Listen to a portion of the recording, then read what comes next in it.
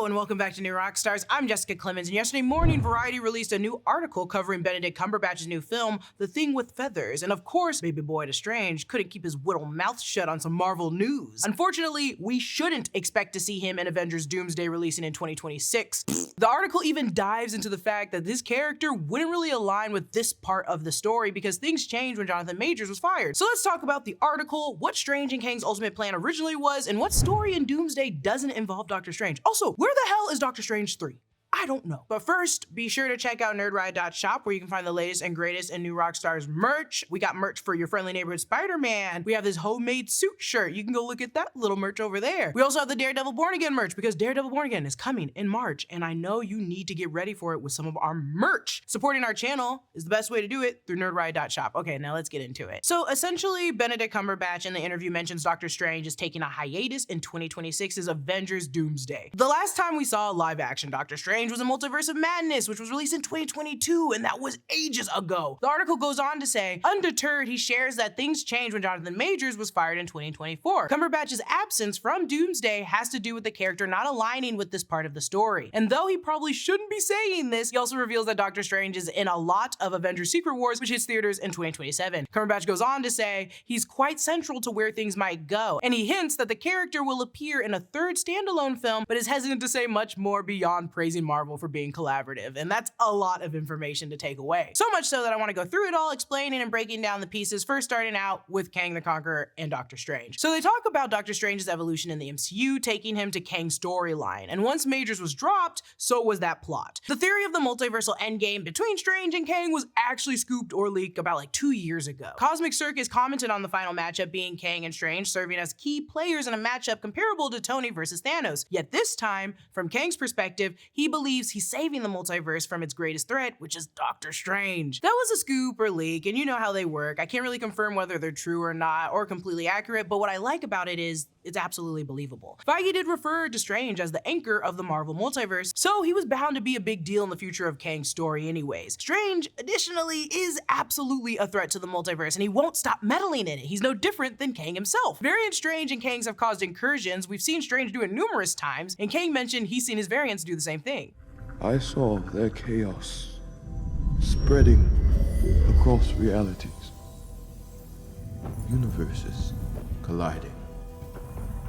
Endless incursions. Additionally, both have similar out-of-place dangerous variants. Kang mentioned this in Loki Season 1, but we see how selfish and crazy the Stranges were in Multiverse of Madness. The two are very similar, and if Multiverse of Madness set up anything for Doctor Strange, it makes sense to set him up against Kang and Kang's dynasty, after having learned more about the multiverse in different realities. There also was a time where the writer for Secret Wars and Kang's dynasty was Michael Waldron, who also wrote Multiverse of Madness. The moves then were much more evident that they were planning on making Strange a big part of Kang's dynasty, because Michael Waldron had already built the idea behind incursions in the multiverse with the Illuminati. Essentially, Marvel was just letting him set up the events to Secret Wars, and Strange was that common thread through it all. So it makes sense. That leak makes complete sense to me. Now, seeing that the plan for the multiversal war of heroes that can trapeze through the multiverse is kaput, Doomsday is now replacing that film, and the new storyline just doesn't align with Strange like Kang Dynasty would have. So what's happening in Doomsday that doesn't require Doctor Strange from showing up? Before Avengers Doomsday, we'll get Fantastic Four First Steps in July, which is really important to note, because Feige mentioned after that movie releases this summer, all the characters go right into the next Avengers movie, which will be Avengers Doomsday. On December 12th, a production report for Avengers Doomsday included the following cast: RDJ, Fantastic Four,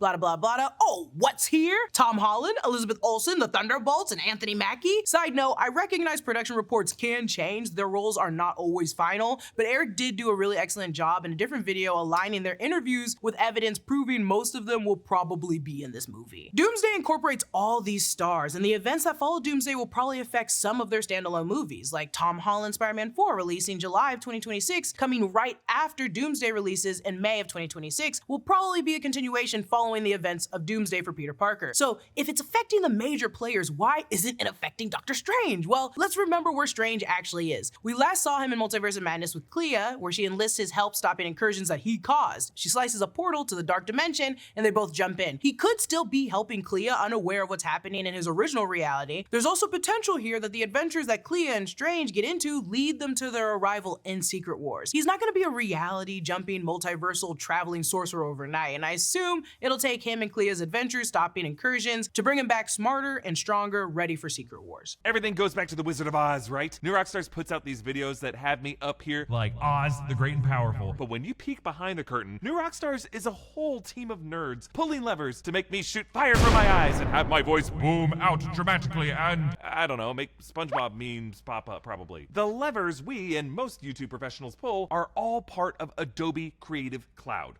We use Premiere to put our videos together, Photoshop to make our thumbnails, and Illustrator to create our merch. You probably already knew how much professionals rely on Adobe Creative Cloud, but it's so accessible, so intuitive, and so easy to use that it's the perfect software suite for creatives at any level to get exactly what's in your brain out into the world, looking, sounding, and feeling exactly the way you want it to. No matter what you create, you owe it to yourself to have the best tools available to bring your vision to life, and that's what Adobe Creative Cloud is built to do. Click the link in the description below to get started with Adobe Creative Cloud to bring your creations to life. I know that I made all this grand scheme of themes, but there's also potential here that Benedict Cumberbatch is lying. He's throwing us all through a loop and he's still gonna appear in Doomsday. Firstly, he's still named in the production report for Doomsday, so that's one thing. Secondly, in an interview with Still Watching on Netflix, looking back at his most iconic roles, he noted that he's coming back next year for the next Marvel picture, and that was 7 months ago. I'm very much looking forward to Avengers next year, which is cooking up a storm. If Doomsday is set to shoot the second part of March this year, that would solidify he's referring to Doomsday. Thirdly, he also told TV Groove in December that he's really excited to come back to work with the Russo brothers again and see RDJ return as Doctor Doom. So this could be one big fib. If you're thinking he's lying,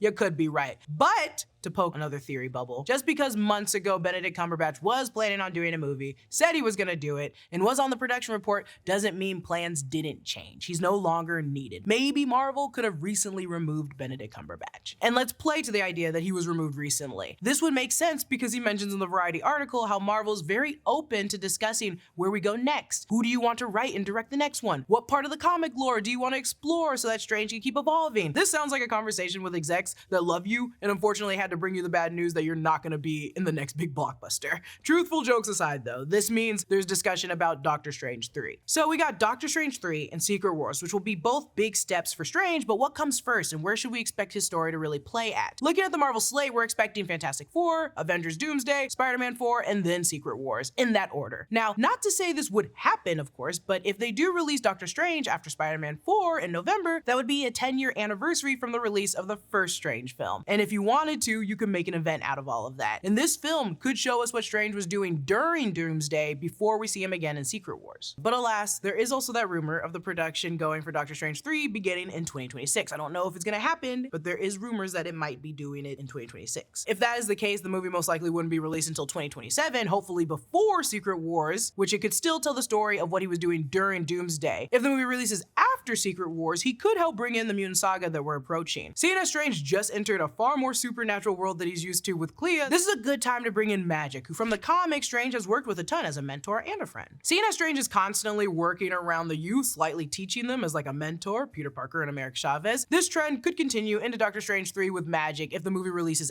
after Secret Wars, of course. Now returning to the moment in the interview where they mentioned Strange being central to where things might go in Secret Wars, I think it's natural to look back to the comics. There's a character named Molecule Man, and I genuinely like Molecule Man. I think he's crazy. He literally is. He's placed in every reality by the Beyonders to destroy each reality like a ticking time bomb, and when Molecule Man figures this out, he gets help from Doctor Doom to deactivate every version of himself, essentially just killing himself. Doing this doesn't stop the universes from dying fully, but it gives them a head start to save a few things, and these killings then cause incursions. Eventually, Doom and Strange take on the Beyonders, and Doom wipes them all out, and we go from 1,000 upon thousands of universes to only a couple. So Doom is the reason for the multiverse's doom and destruction. Now, I don't think Marvel is gonna stick so closely to the comics. They might, but what I really like is the theory that Strange could be our version of Molecule Man from the comics for Secret Wars, constantly causing incursions, and Doom could be trying to kill him. This would speak to the reasoning of why he's so essential in Secret Wars. Though I understand there's been arguments Molecule Man could be Wanda as well. I know a lot of people want Molecule Man to be Wanda, and Strange would be going down the path closer to the Black Priest from the Time Runs Out comics, coming out with an army to tackle Doctor Doom, but who knows how much much they want to adapt. I just really like that Molecule Man could be Strange and we have to kill him. So a couple conclusions we can draw from Strange's interview with Variety. One, the original plot of Kang's dynasty was major for Strange, and since swapping to Doomsday, it's not so pertinent. So will we get more time with Doctor Strange? No. But will we get a more coordinated driven story that aligns within the MCU?